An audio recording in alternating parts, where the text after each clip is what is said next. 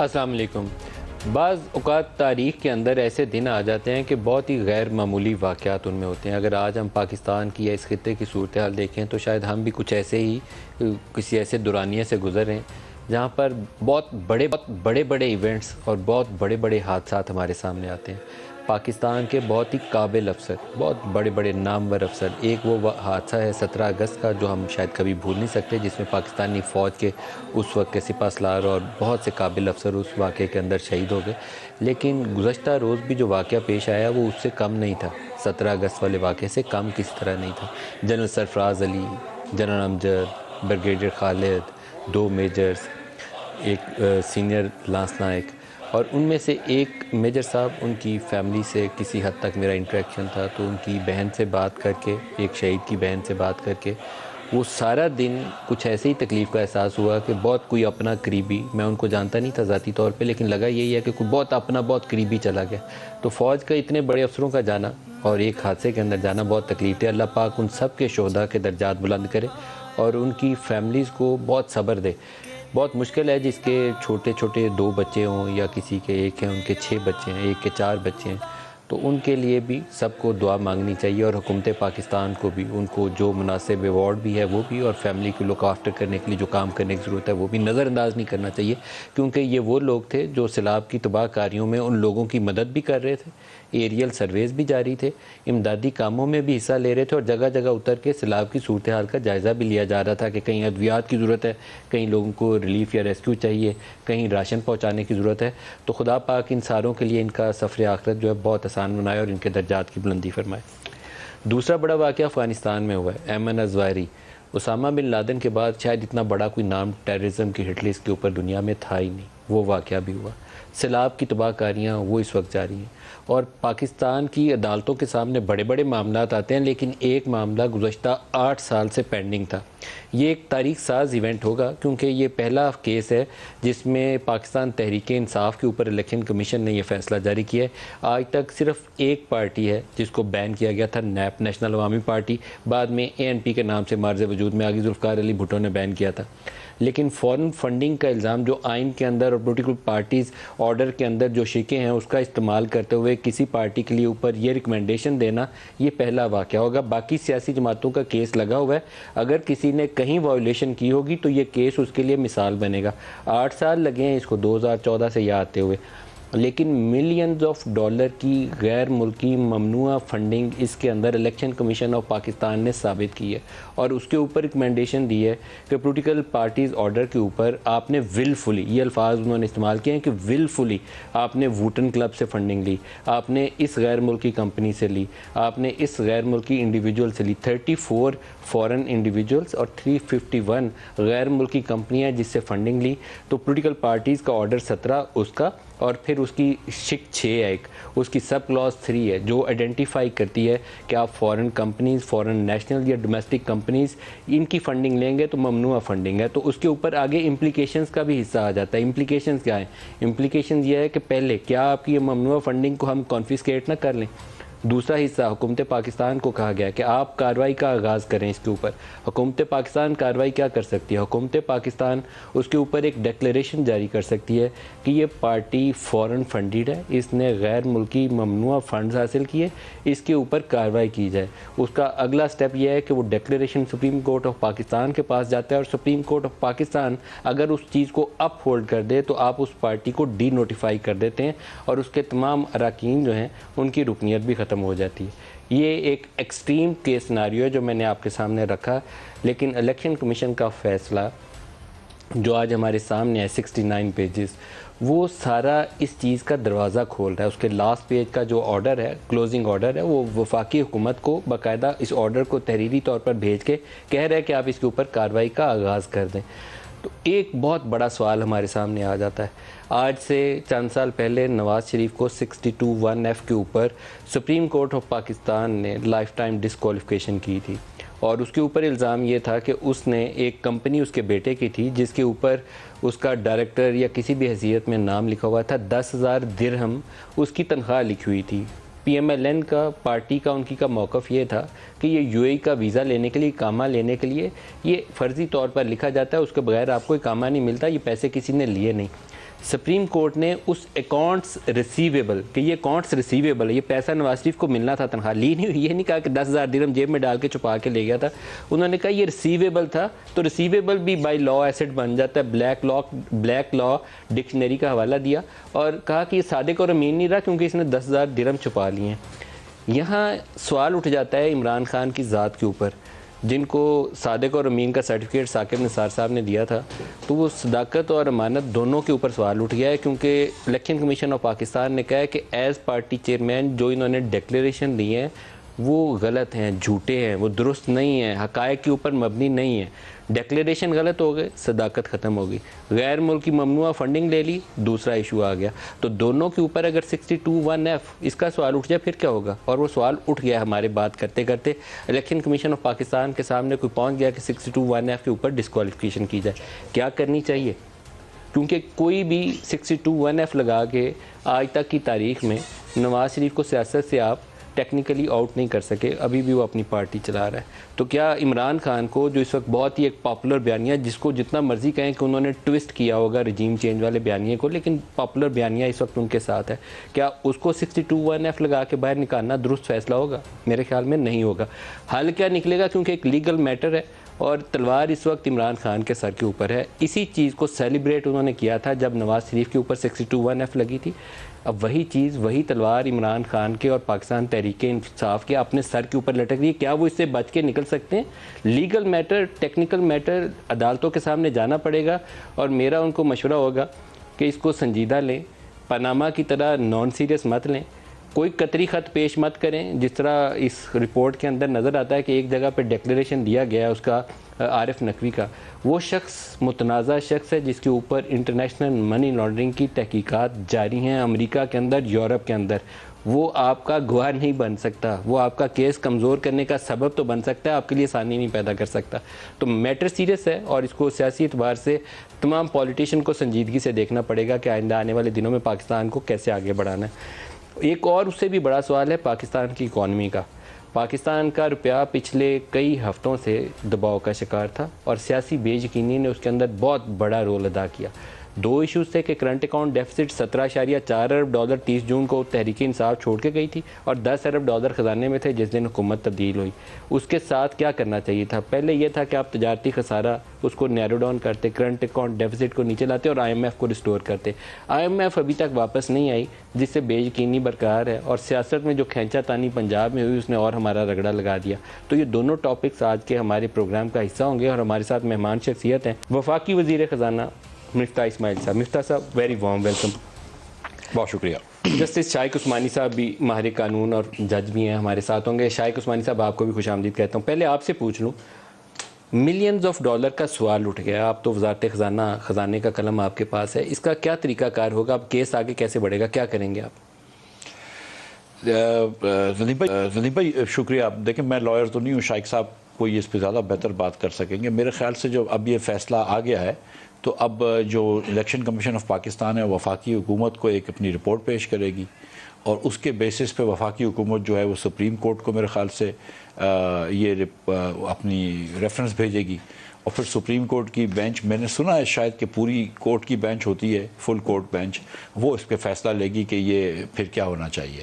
جہاں پہ آپ کی یہ والی بات تھی کہ جو پروسیس ہے وہ میرے خیال سے یہی ہے۔ شائق عثمانی صاحب سے پوچھ لیتے ہیں۔ شائق عثمانی صاحب، آپ سے جاننا چاہوں گا، پہلے تو آپ اوور آل جو الیکشن کمیشن کا آج کا ورڈکٹ ہے اس کے اوپر رائے دے دیں، کیا یہ صحیح درست فیصلہ ہے یا زیادہ سخت فیصلہ لکھ دیا انہوں نے؟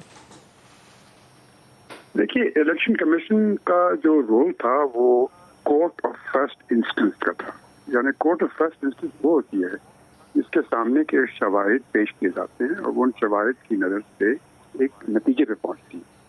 تو یہاں پہ بھی وہی حال تھا کہ ان کے پاس سارے ثبوت پیش کیے گئے، اور جو انہوں نے کمیٹیز بنائی، انہوں نے انویسٹیگیشن کی، اس کے بعد کچھ چیزیں آئیں سامنے، اس کے بعد وہ ایک نتیجے پہ پہنچے۔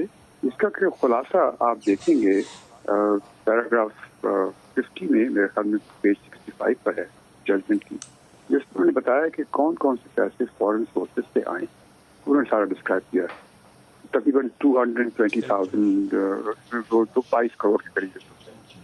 بڑا تو اب یہ جب انہوں نے دکھا دیا کہ اتنے پیسے باہر سے آئے ہیں ان کے پاس، تو یہ یقینی بات ہو گئی کہ پیسے جو ہیں باہر سے آئے، اور یہ بھی پتہ چلا کہ وہ پیسے انڈیویجولس کے نہیں تھے، بلکہ انڈیویجولس کے بھی تھے اور کارپوریٹ آرگنائزیشنز کے بھی تھے، باہر کے کارپوریٹ آرگنائزیشنز کے بھی اور لوکل کارپوریٹ آرگنائزیشن کے بھی.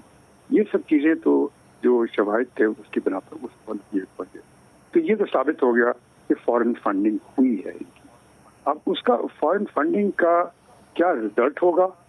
جو کہ قانون ہے ہمارا وہ یہ کہتا ہے کہ فارن فنڈنگ جو ہے خاص طور سے کارپوریٹ آرگنائزیشن سے آتی ہے، انڈیویجول سے تو اتنا بات نہیں، کارپوریٹ آرگنائزیشن سے آتی ہے تو وہ انلیگل ہوتی ہے، اور اس کے بعد پھر کارروائی ہو سکتی ہے. پہلی کارروائی جو ہو سکتی ہے وہ یہ کہ وہ پیسے واپس کرنے ہوتے ہیں. اسی وجہ سے الیکشن کمیشن نے آپ نے دیکھا کہ انہوں نے ایک کیوں کاز نوٹس دے دی ان کو کہ یہ پیسے آپ سے کیوں واپس نہ لے لیے جائیں. تو یہ تو بات ثابت ہے کہ وہ پیسے ان سے واپس ریکوری ہوگی. اب یہ تو الگ چیز ہو گئی. اب جو اس کے بعد جو کیا سیاسی کیا چیزیں ہوں گی، کورٹ میں کیا کیا ہوگا، پھر آپ جائیں الیکشن ایکٹ کے اوپر اور آرٹیکل 17 کانسٹیٹیوشن کے پاس جائیں تو اس میں یہ لکھا ہوا ہے کہ اگر یہ جو فارن فنڈنگ ہے اس کا یہ پتہ چلتا ہے کہ اس کی وجہ سے کنٹری کو ڈیسٹیبلائز کرنا ہے یا کچھ کنٹری پہ انفلوئنس کرنا ہے، تو اس صورت میں پھر وہ فیڈرل گورنمنٹ، یہاں پہ لکھا فیڈرل گورنمنٹ جو ہے وہ ایک ڈکلیریشن دیتی ہے، اور وہ ڈکلیریشن 15 دن کے اندر اندر وہ سپریم کورٹ کے پاس ہوتی ہے. تو پھر سپریم کورٹ اس کو سنتی ہے اور اس کے بعد پھر وہ ڈیسائیڈ کرتی ہے کہ اس پارٹی کو بین کر دینا چاہیے یا نہیں کرنا چاہیے. یہ چیز ہے. تو جہاں تک کہ آج کل جو کچھ ہوا ہے ابھی تک میں نے جو سنا ہے ایک سوال 62(1)(f) کا بھی میں پوچھ لوں، کیونکہ یہاں پہ فالس ڈیکلیریشن کا بھی ذکر آیا ہے. تو فالس ڈیکلیریشن چیئرمین نے سائن جو کیے ہیں اس کے اوپر کیا 62(1)(f) کا بھی اطلاق ہوگا؟ ایک پٹیشن چلی گئی الیکشن کمیشن کے سامنے. دیکھیے یہ جو 62(1)(f) اور 60 جو ہے نا، یہ اس صورت میں ہوتی ہے جب کہ کوئی شخص جو ہے حلفیہ کوئی چیز کہتا ہے اور اس کے خلاف کوئی بات کرتا ہے یا غلط حلف دیتا ہے. تو یہ جو چیز تھی یہ تو بارہ ایک اسٹیٹمنٹ بھی تھی جو کہ آرٹیکل 17(3) کے تحت ہر ایک پولیٹیکل پارٹی کا ہیڈ جو ہے ہر سال جب اکاؤنٹس پیش کرتا ہے اس کے ساتھ ایک اسٹیٹمنٹ دیتا ہے، اور اس میں وہ کہتا ہے کہ یہ سب میں نے in accordance with law forward کیے.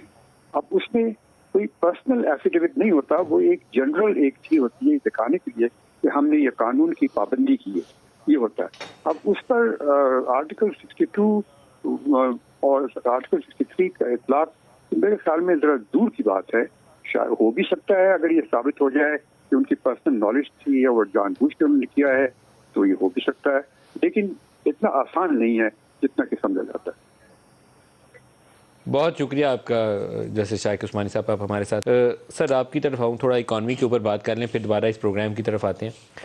IMF اس پروگرام میں تو ہیں دوبارہ اس مسئلے پہ اس مسئلے کے اوپر دوبارہ آتے ہیں، کیونکہ یہ مسئلہ بھی پاکستان کی سیاست کو بھی اور روپے کو بھی آپ کے ہلا رہا ہے. کیونکہ سیاسی بے چینی جب تک برقرار رہے گی آپ کا روپیہ ہلتا رہے گا. سیاسی بے چینی تو ختم ہونی نہیں، اگلے 2-3 مہینے جو صورتحال ہے لگتا ہے ایسے ہی چلے گی.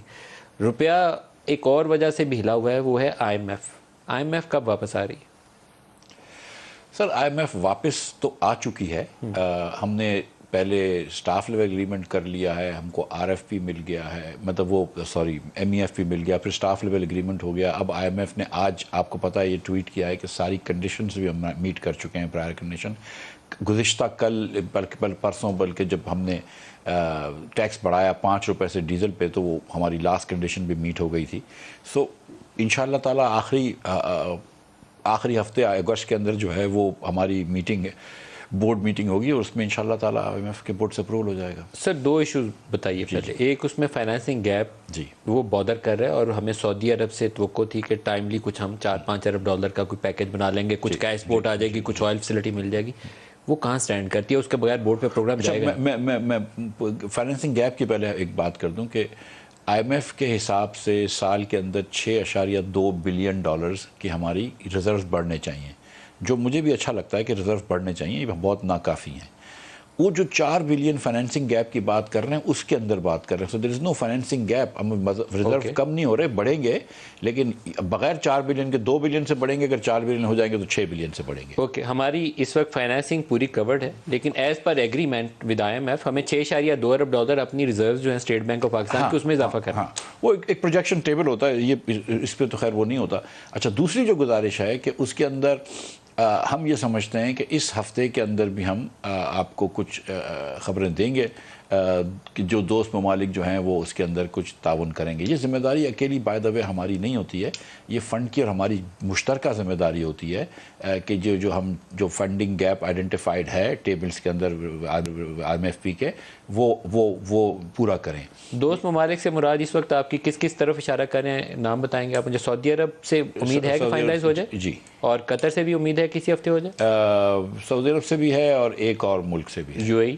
جی, یہ دونوں اسی ہفتے امید ہے ہو جائیں گے, کچھ نہ کچھ میرے خیال سے ان سے ہو جائے گا. جی, تو اگر بسم اللہ اس ہفتے ہو گئی تو ون شوڈ ہوپ کہ یہ جو اسپیکولیٹو رن ہے روپے کے اوپر, یہ اس کو تھوڑی سی بریک لگنی چاہیے. دیکھیں دو چیزیں ہیں ندیم بھائی, ایک دم اسپیکولیشن تو ہے, لیکن کیوں ہوئی ہے اسپیکولیشن اس لیے ہوئی کہ ہم ایک تو ہمارے ریزرو بہت کم ہو گئے. جب ہمیں حکومت ملی تو $10.3 بلین تھے, اور اس لاسٹ 2 مہینوں میں, ایک مہینے میں مارچ 5 بلین سے کم ہوئے تھے ریزروز. ٹھیک ہے, اب اس کے بعد ہم نے آہستہ آہستہ کوشش کری, کافی ہم نے ادھر اسٹیپس اٹھائے, اور آپ دیکھیں کہ پچھلے مہینے پاکستان کا ٹریڈ ڈیفیسٹ جو تھا وہ 20 مہینے میں کم سے کم ہو گیا, اور ہم نے جو 7.5 بلین کا امپورٹ تھا وہ ہم کم کر کے 4.91 بلین پہ لے آئے. لیکن آپ کی ایکسپورٹس بھی گر گئی نا. ایکسپورٹ بھی گری, بالکل ایکسپورٹ بھی گری. ایک سال کے مقابلے میں 5% گری ہیں, پچھلے جون کے مقابلے میں ظاہر گری, کیونکہ جون تو آخری مہینہ ہوتا ہے. ڈکلائن ہے ایز کمپیئر ٹو ہر جون سے جولائی میں ڈکلائن ہوتی ہے. This is not a thing. But is there any major factor جو اس دفعہ یہ ہمیں میجر ڈکلائن نظر آئی ہے؟ جون دیکھیں ایک ڈکلائن جو کہ فیکٹر ہے, I admit this right away, اس کے کاٹن کی پرائسز گر گئی ہیں. ہمارا کاٹن کا بہت زیادہ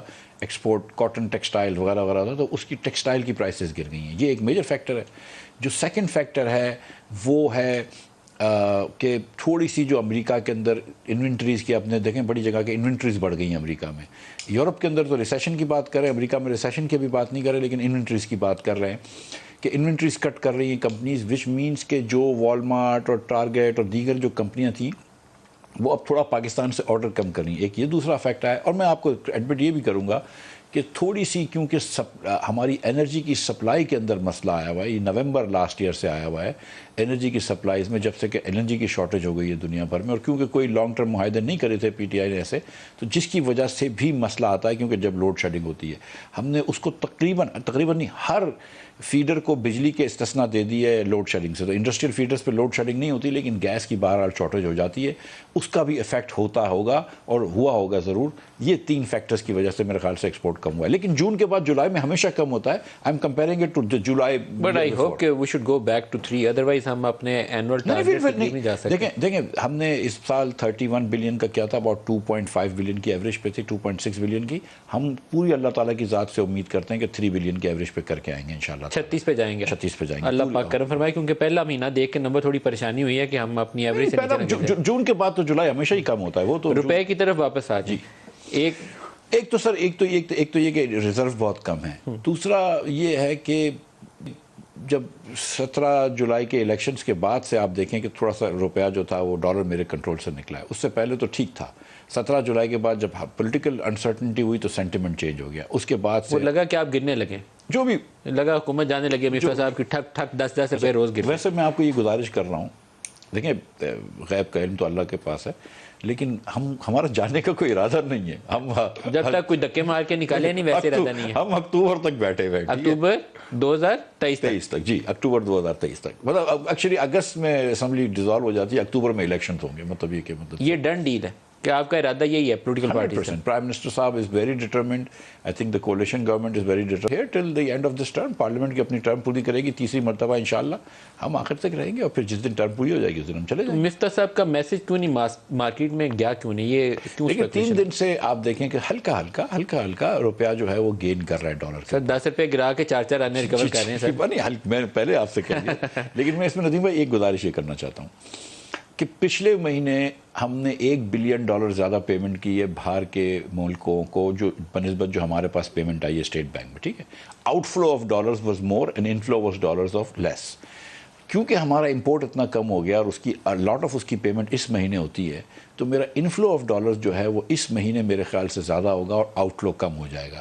جب انفلو میرا زیادہ ہوگا تو آپ دیکھیں گے کہ چند دنوں بعد آٹومیٹکلی روپے کے اوپر پریشر ختم ہو جائے گا اور یا روپیہ تھوڑا سا سبسٹینشلی بڑھنا شروع ہو جائے گا یا میرے ریزرو بڑھنا شروع ہو جائیں گے. تو آپ یہ خود بخود دیکھیں گے وداؤٹ می ڈوئنگ اینی تھنگ, یہ مارکیٹ کا اوپر نیچے کا ہوتا ہے. اچھا, اگست کے مہینے میں یہ پروڈیوسر صاحب یہ بڑی خبر کے طور پر چلائی کیونکہ یہ میسیج ان کا جانا چاہیے کہ اسی ہفتے میں 2 مثبت خبریں ہمیں, ایک تو سعودی عرب سے اور UAE سے ملنی چاہیے اسی ہفتے. میں لائک آئی سیڈ کہ میں مجھے اللہ تعالیٰ کی ذات سے امید ہے کہ انشاءاللہ ہو جائے گا. انشاءاللہ کہ سعودی عرب اور UAE سے مثبت خبر اسی ہفتے آ جائے گی. جی. اور 3rd ویک اور after 3rd week of August کسی وقت IMF بورڈ پہ پروگرام لگ جائے گا. جی جی جی. تو یہ 2 بڑے جو غیر یقینی والے فیکٹر ہیں یہ تو آپ ایڈریس کر لیں گے گوئنگ فارورڈ.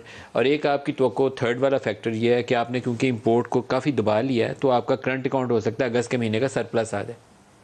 دیکھ میرا ارادہ یہی ہے, حالانکہ ہم نے یہ جو IMF سے بات کی ہے اس میں 9 بلین کا میرے خیال سے ٹیبل میں ڈیفیسٹ ہے. میرا ارادہ یہ ہے, اور میں نے سیریسلی بڑے اچھے پاکستانی اکانومسٹوں سے بات کی ہے امریکہ میں جو پڑھاتے ہیں یونیورسٹیوں میں. میرا ارادہ یہی ہے کہ ہم کوشش کریں گے کہ ایک سال جو ہے نا, مطلب یہ بار بار ادھر سے مانگنا ادھر سے مانگنا, اب چادر دیکھ کے پیر پھیلائیں گے. میرا ارادہ یہ ہے کہ جتنا ہم ڈالر کما سکتے ہیں اتنے میں ہم خرچ کریں.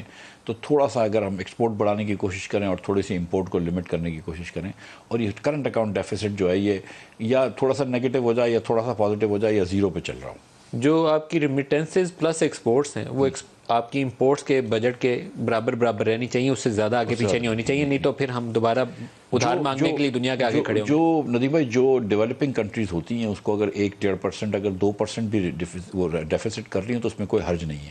ہمارے یہاں تھوڑا سا مسئلہ ہے. ہمارے یہاں مسئلہ ہے کہ ہمارے پاس بڑا اچھا انفراسٹرکچر کیا. مثال کے طور پہ ہم نے چین سے پیسے لے کر قرض ہم نے پاور پلانٹس لگائے.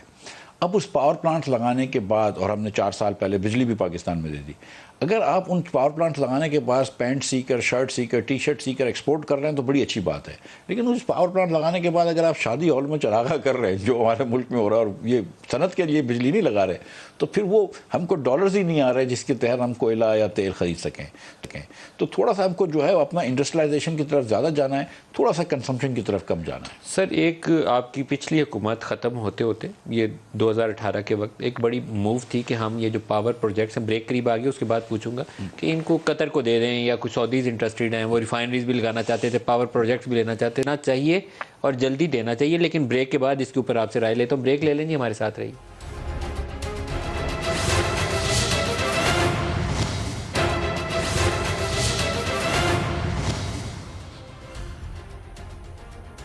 پروگرام میں دوبارہ خوش آمدید کہتے ہیں. مفتاح اسماعیل صاحب ہمارے ساتھ ہیں. مفتاح صاحب, پاور پروجیکٹ پہ ہم نے بات چھوڑی تھی. پاور پروجیکٹس جب آپ کی 18 میں حکومت ختم ہو رہی تھی تو سننے میں آتا تھا کہ آپ قطر والوں سے ڈیل کر رہے ہیں تو اچھے خاصے $2-2.5 ارب ہمیں مل جائیں گے, یہ حویلی بہادر شاہ اور دوسرے والے کے.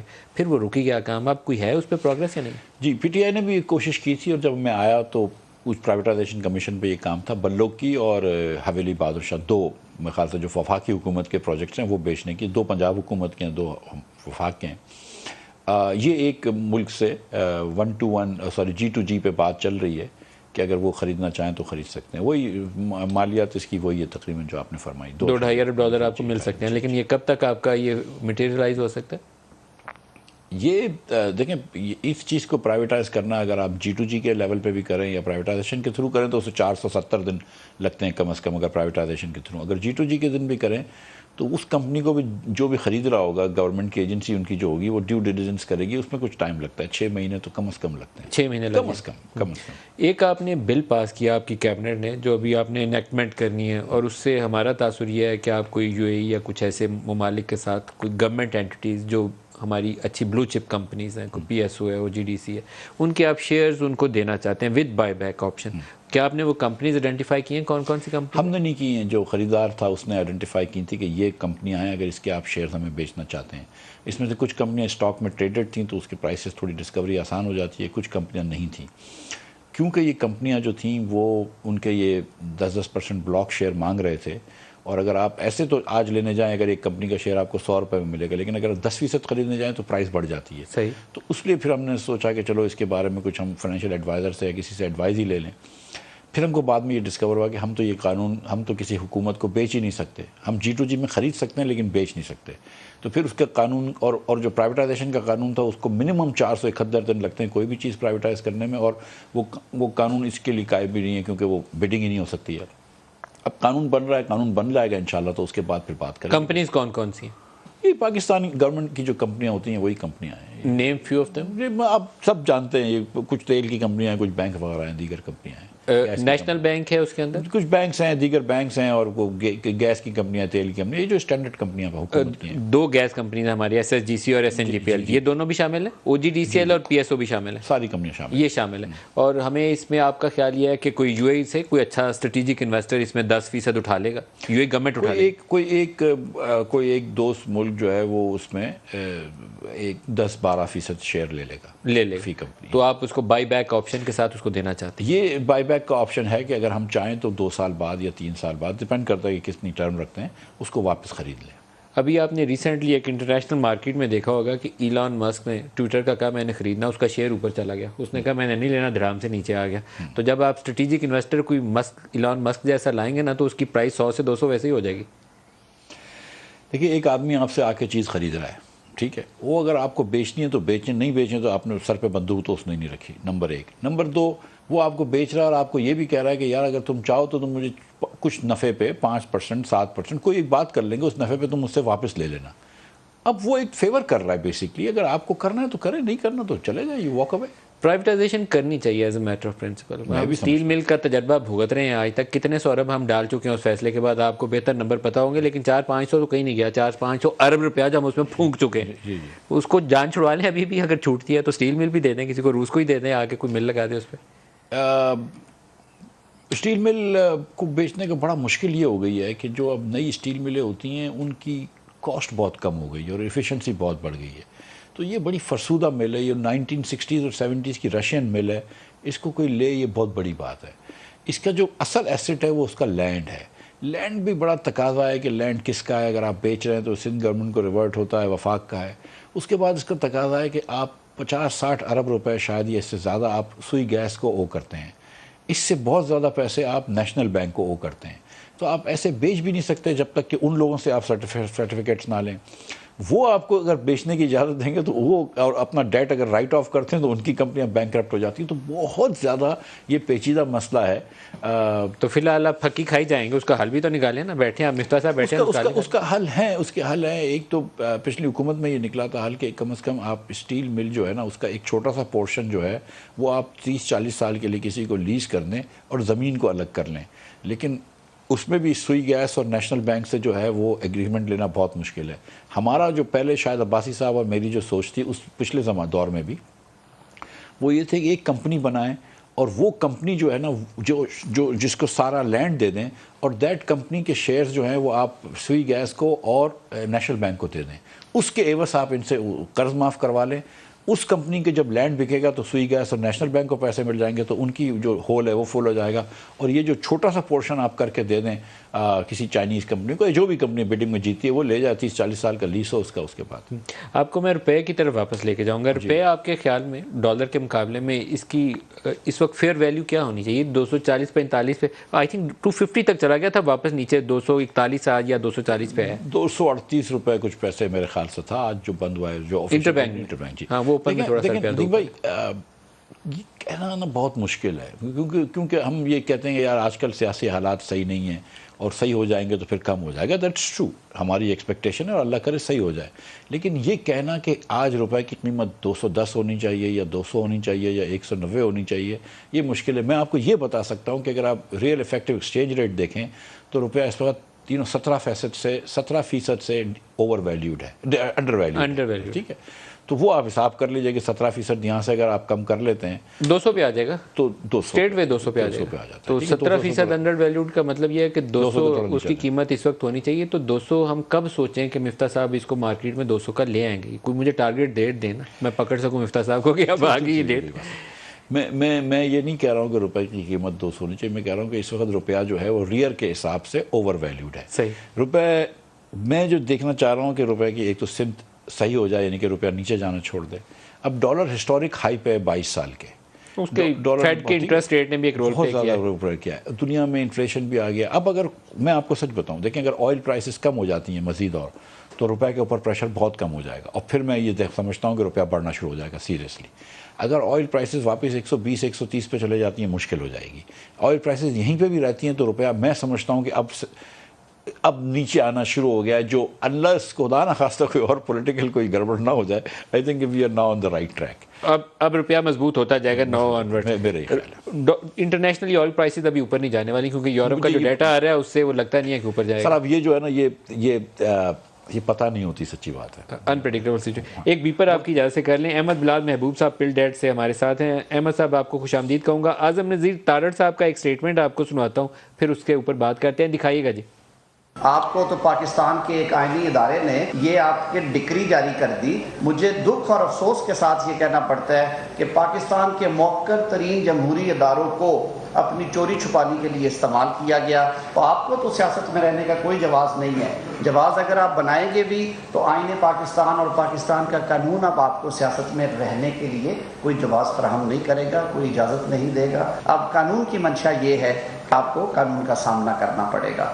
ایک لفظ اس رپورٹ میں لکھا ہوا ایگزامن کیا جائے گا ریلیونٹ کوارٹرز کے اوپر. اگر فورن ایڈڈ پولیٹیکل پارٹی ہے تو اس کا پھر نتیجہ یہ ہوگا، اس کی فیٹ یہ ہوگی کہ اس کو وفاقی حکومت نوٹیفائی کرے گی کہ یہ ایز سچ فورن ایڈڈ پولیٹیکل پارٹی ہے، اور اس کا ریفرنس جو ہے وہ سپریم کورٹ آف پاکستان کے سامنے بھیجا جائے گا.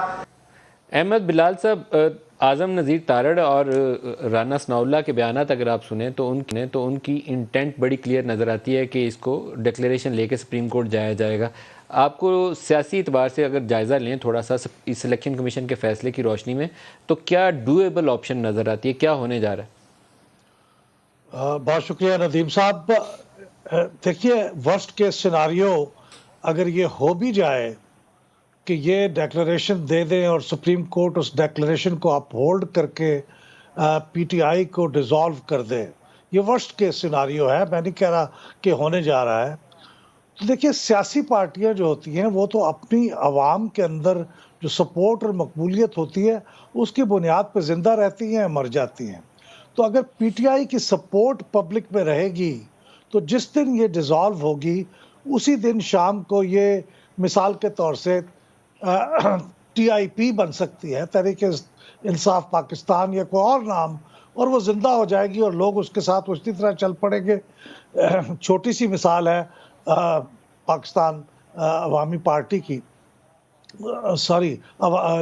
نیشنل عوامی پارٹی کی، نیپ اے این پی بن گئی. جی، اس کو سر تو پھر ثابت یہ ہوگا کہ it's not a viable option. تو اس کے اوپر زیادہ بحث نہیں کرنی چاہیے، صرف سیاسی بیانوان کی حد تک اس کو رکھیں، لیکن اس کو ایکسرسائز کرنے کی اس آپشن کو کوشش نہیں کرنی چاہیے.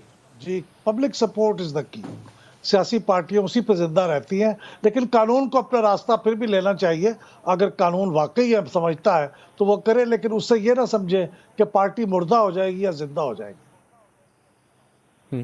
سر، ایک امپلیکیشن جو ہے وہ ڈیکلیریشن کی ہے. کوئی کہتا ہے یہ سٹیٹمنٹ ہے، وہ امپلیکیشن نہیں آئے گی. لیکن نواز شریف کا میں کیس دیکھوں وہ 10,000 درہم والا، تو اس میں تو ڈیکلیریشن یا سٹیٹمنٹ دونوں والا ایشو نہیں تھا. اکاؤنٹ ریسیویبل پہ 62(1)(f) لگ گئی تھی. حنیف عباسی کے کیس میں الیکشن کمیشن کو انہوں نے امپاور کر دیا ہوا ہے کہ آپ اس کے اوپر کریں.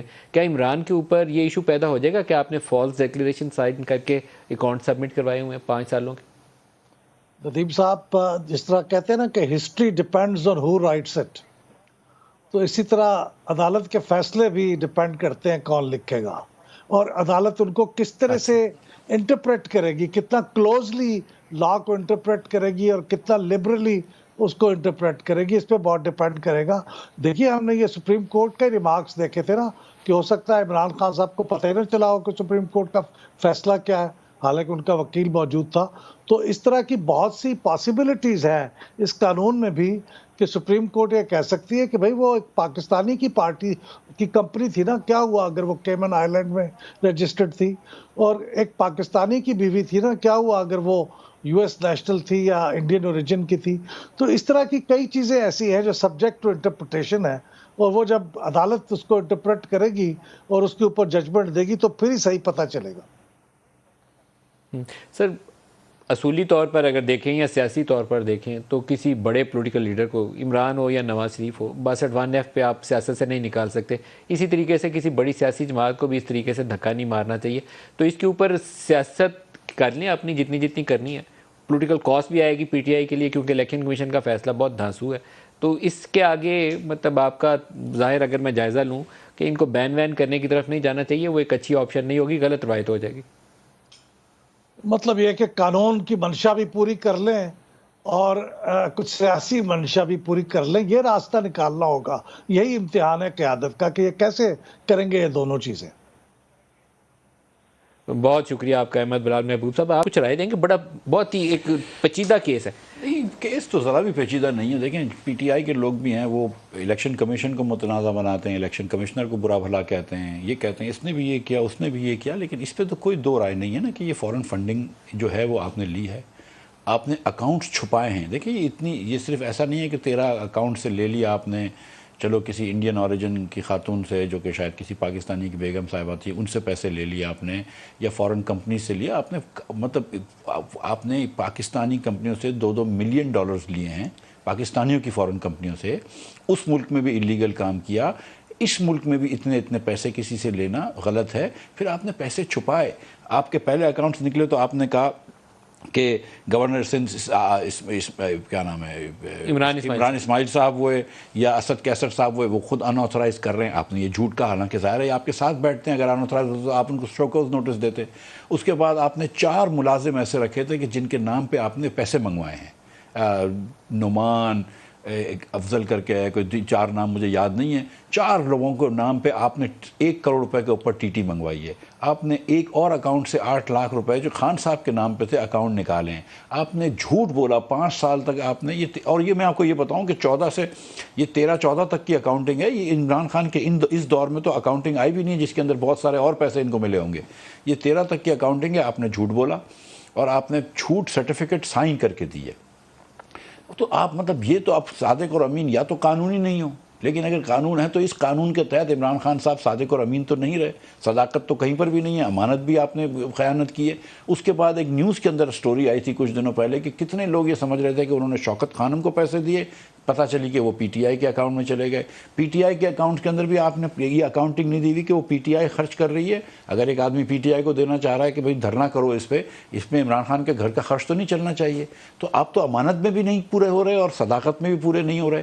تو اب آپ مطلب، اور یہ ٹھیک ہے آپ بات کر سکتے ہیں کہ سیاسی پارٹی کا ایک اپنا ہونا چاہیے اور سیاسی پارٹی اس طرح بین ہونے سے سیاسی قوت ختم نہیں ہو جاتی، یہ بات میں بالکل مانتا ہوں.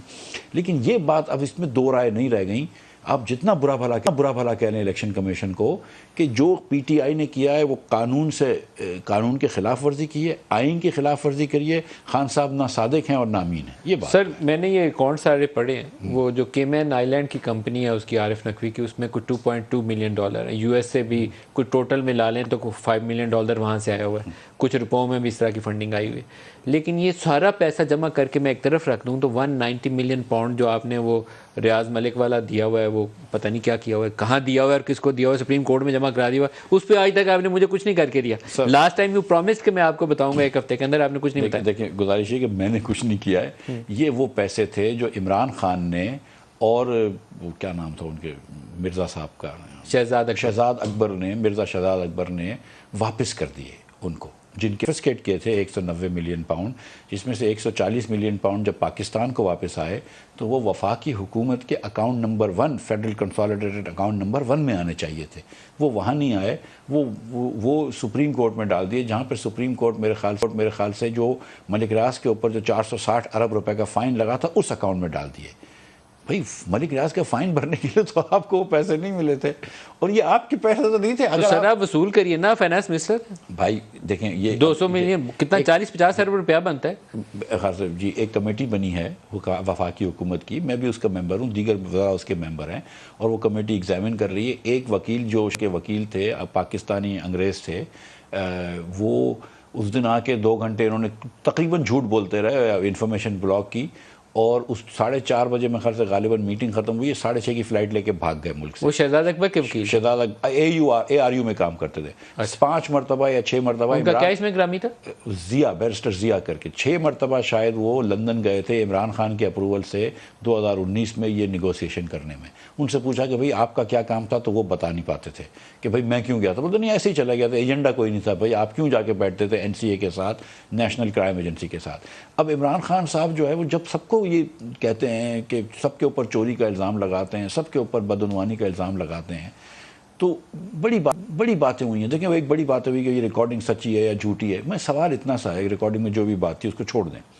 کیا خان صاحب کی بیگم نے کسی سے انگوٹھی گفٹ میں لی ہے؟ سیدھی بات ہے، وہ ہاں بول دیں یا نہ بول دیں. آپ کے خیال میں؟ وہ نہیں، میرا خیال نہیں ہے نا، میری بیگم تو نہیں ہے، خان کی بیگم ہے. خان بتا دے کہ بھئی وہ میری بیگم نے کسی سے لیا ہوتا تو میں پوچھ سکتا کہ نہیں میری بیگم نے. جب انگوٹھیوں کا اکثر اوقات نہیں پتا ہوتا، اس لیے نہیں کسی ایسے آدمی سے جس سے میرا تعلق ہے کام کا، بزنس کا، میرے گھر والوں نے کسی سے کوئی گفٹ نہیں لیا. میں تو یہ کھل کے کہہ سکتا ہوں. یہ بھی کہتے ہیں کہ یار نہیں اس نے کوئی گفٹ نہیں لیا، جھوٹ بات ہے، ختم ہو جاتی بات. آپ یہ نہیں کہہ سکتے. آپ سے پوچھنا ہے کہ بھئی آپ نے کبھی عارف نقوی سے غلط پیسے لیے، تو آپ بولتے ہیں میں اس بات کا جواب نہیں دوں گا. مطلب ہے بات کا جواب نہیں دوں گا؟ جواب تو دینا ہوگا نا سر. ہم جب اس حکومت کے عہدے پہ رہتے ہیں تو جواب تو دینا ہوگا. خان صاحب کو یہ بتا دینا چاہیے کہ ہم نے کوئی زیور گفٹ میں نہیں لیے. آپ نے اگر 13-14 مرتبہ ایک آدمی کو جو کہ ECL پہ ہو پرمیشن دی ہو، ECL کے آدمی کو پرمیشن دی ہو ملک سے باہر جانے کی، اور پھر اگر اتنے لوگ قیاس آرائی کر رہے ہوں کہ آپ نے ان سے کچھ مالی مدد لی ہے تو بتا دیں کہ ہم نے کوئی چیز نہیں لی. بتا دیں کہ آپ نے 37 بچوں کی یونیورسٹی کے اوپر آپ نے ایک پتہ نہیں 100 ایکڑ کی زمین لے لی ہے، جس میں آپ کی بیگم اور فرح صاحبہ جو ہیں، فرح گوگی صاحبہ، وہ صرف ٹرسٹی ہیں. مطلب کوئی خدا خوفی بھی کوئی چیز ہوتی ہے. کہیں پر ہاتھ ڈالو. جب شروع میں جب پیناما لیکس بھی نکلا تھا نا، اس وقت بھی جب بے نامی کمپنیاں نکلتی تو نیازی سروسز ایک نکلی تھی، آپ کو پتا ہے، لندن کے اندر خان صاحب. لیکن جہاں پہ ہاتھ ڈالو خان صاحب نے غلط کام کیا ہوتا ہے، لیکن ماشاءاللہ جو بھاشن دیتے ہیں یار مان گیا اس کو. سر ایک چیز ہے، آپ نام لیتے ہیں فرح گوگی کا، آپ نام لیتے ہیں انگوٹھر کا. میں تو اس دن کا انتظار کر رہا ہوں کہ کسی ایک مسئلے کے اوپر کوئی زبردست قسم کا کیس ریکوری کا آپ ڈالیں. 190 ملین پاؤنڈ کا بھی میں نے آپ سے سوال پوچھا جو ڈاکومنٹڈ ہے. اب وصول کس سے کرنا ہے؟ عمران خان سے کرنا ہے، شہزاد اکبر سے کرنا ہے، ملک ریاض سے کرنا ہے؟ Who is responsible for that? Imran Khan سے وصول کرنا ہے نا سر. دیکھیں کس سے وصول کرنا ہے؟ عمران خان سے کرنا ہے. دیکھیں اس کابینہ سے کرنا ہے. دیکھیں میری بات سنیں. آپ کابینہ میں ایک کاغذ لے کے آتے ہیں، بند لفافہ، ٹھیک ہے، یہ جو مجھے بتایا گیا ہے. شہزاد اکبر صاحب آتے ہیں، عمران خان کو ایک لفافہ دیتے ہیں. عمران خان کہتے ہیں کہ یہ چیز اپروو کر دو. لوگوں نے کہا کیا اپروو کرو؟ بولو یہ چیز اپروو کر دو. شیرین مزاری واحد تھیں جنہوں نے پوچھا کہ بھئی کیا اپروو کرا رہے ہیں؟ عمران خان غلط ہے، یہ بتانا ضروری نہیں ہے. وہ کابینہ جو اپنے آپ کو بڑا ذہنی آزاد سمجھتے ہیں، اس کابینہ نے ہاتھ اٹھا کے اپروو کر دی وہ چیز، وداؤٹ لوکنگ کہ کس بات کو اپروو کر رہے ہو. اس کے اندر جب کھول کے دیکھا تو صرف ایک شہزاد اکبر کا نوٹ لکھا ہوا ہے جس میں کہا گیا کہ وہ پیسے ہم واپس کر رہے ہیں. بھئی آپ کے پیسے تھے، آپ نے کیسے واپس کر دیے؟ آپ کے خیال میں ان لافل ریٹرن ہوئی ہے 190 ملین پاؤنڈ؟ اور یہ پورا انویسٹیگیشن ہونا چاہیے. اور آئی تھنک کہ یہ ہماری تو ایک وفاقی حکومت کی کابینہ کی کمیٹی بنی ہے. آئی تھنک کہ کابینہ کے بعد جا کے میں تو یہ سمجھتا ہوں کہ ایک کمیشن بننا چاہیے. کوئی اچھے آنریبل جج، ہم نہیں، کوئی اچھے جج کر لیں، ریٹائرڈ سپریم کورٹ. سر یہ آپ مطالبہ کر رہے ہیں، یو ہیو ٹو ٹیک. میں تو اپنے وزیر اعظم سے مطالبہ کر رہا ہوں کہ سر کسی جج کو بٹھا کے کمشن بنا. سر فیصلہ کریں نا. میں تو نہیں فیصلہ کر سکتا. فائز عیسیٰ صاحب کو لگا دیں. نہیں کوئی ریٹائرڈ دودھ کا دودھ پانی کا پانی ہو جائے. ریٹائرڈ جج جو خان صاحب کو بھی آصف کھوسا صاحب کو لگا دیں، بڑے تگڑے آدمی جو خان صاحب بھی اپروو کرتے ہوں. مطلب ایک دم ثاقب نثار ٹائپ تک نہیں ہوں، لیکن کوئی خان صاحب کی افتخار چودھری صاحب ہوتے ہیں وہ ٹھیک ہے. مطلب اچھا درمیان والے کوئی جج ہو جیسے ناصر الملک صاحب تھے، کوئی اور جج ہو فیصلہ کر لے. اچھا وہ میں کہتا ہوں وہ انگوٹھی کے اوپر بھی فیصلہ کر لے، فورینسک کر لے کہ وہ ریکارڈنگ ٹھیک تھی کہ نہیں تھی. ہم کو خان صاحب بتا توشہ خانہ کے تحائف کے اوپر بھی آپ سے میں نے کہا تھا کہ آپ اس کے اوپر بڈنگ شروع کریں. کسی کی انٹائٹلمنٹ ہی نہیں ہونی چاہیے 20% دے کے یا 50% دے کے لے جائے. بڈ کریں. میں تو کہتا ہوں کریں نا سر. سر میں تو مجھے ایک وہ انگوٹھی کی سوری ایک گھڑی ملی تھی، میں تو توشہ خانے کو دے دی ہے. بڈ کروائیں سر. ہو سکتا ہے اس کے خزانے میں کوئی 100-200 ملین ڈالر آ جائے، اس کا بڈ کروائیں. سر ہر چیز پہ بڈ نہیں ہو سکتی. میں معذرت، گھڑی پہ ہو سکتی ہے سر. نہیں گھڑی پہ ہو سکتی ہے. دیکھیں جو جس ٹائپ کی چیز مجھے ملی ہے اس پہ ضرور بڈ ہو سکتی ہے. لیکن اگر کوئی خدا نخواستہ نہیں کہنا چاہیے، اگر کوئی اچھا تحفہ کوئی ملک دے رہا ہے، آپ کے وزیر اعظم کوئی اس کے ملک کا انسگنیا دے رہا ہے، کوئی ایسی چیز انسگنیا از سم تھنگ ڈفرینٹ. لیکن یہ ویلیویبلز ہیں، کوئی جیولری ہو یا گھڑی ہو، کوئی ویلیوبل بھی انسگنیا دے رہا ہے، کوئی گولڈ میں بنا ہوا سب، تو وہ نہیں کرنا چاہیے. اور کوئی ہسٹوریکل آرٹیفیکٹس ہونے چاہیے تو وہ توشہ خان کو رکھ لینے چاہیے، میوزیم میں رکھوا دیں، میوزیم میں رکھوا دیں. کوئی سر یا میوزیم یا بلڈنگ، دو ہی طریقے. کوئی 300 سال پرانی کوئی گھڑی دے رہا ہے یا بندوق دے رہا ہے تو وہ میوزیم میں ڈالیں. ہاں تو لا بنائے نا سر اس کے ہاں اوپر. لیکن میں یہ لا بنتا ہے. چلیں ایک منٹ چھوڑ دیں, ابھی تو کوئی نہیں لے کے جا رہا نا, کیونکہ ہم لوگوں کو گفٹ مل رہا ہے, ہم تو جمع کرا رہے ہیں. گزارش یہ ہے کہ خان صاحب تو بتائیں نا کہ انہوں نے کیا کیا تھا. خان صاحب دیکھیے ایک ٹریل ہے. آپ خان صاحب نے توشہ خانہ کی گھڑی لی, بیگم صاحبہ نے انگوٹھیاں اور وہ چیزیں لیں, زمینیں آپ نے لیں, فراغ گوگی کو ٹرانسفر پوسٹنگ میں رشوتیں لی گئی, کسی نے نہیں روکا. عثمان بزدار کی رشوت کا ٹریل ہے. خان صاحب کو لوگوں نے بتایا ٹریل ہوتا تب تک آپ کیس فائل کر چکے تھے. کیس آپ نے ایک فائل سر دیکھیں میرا تو کام نہیں ہے, میں تو آپ سے گزارش. اور اب یہ الیکشن فنڈنگ نکلا, ہر جگہ ماشاءاللہ خان صاحب نے قانون کی خلاف ورزی کری ہے اور انہوں نے بےایمانی یا چوری کری ہے. اور پھر کمال یہ یہاں پہ نا آئرنی ڈائز کہ سب سے زیادہ خان صاحب سب کو چور بول رہے ہوتے ہیں. مفتاح اسماعیل صاحب وفاقی وزیر خزانہ, بہت شکریہ آج کے پروگرام میں آپ ہمارے ساتھ رہے. آج کے لیے اتنا ہی, اجازت دیجیے. اللہ حافظ.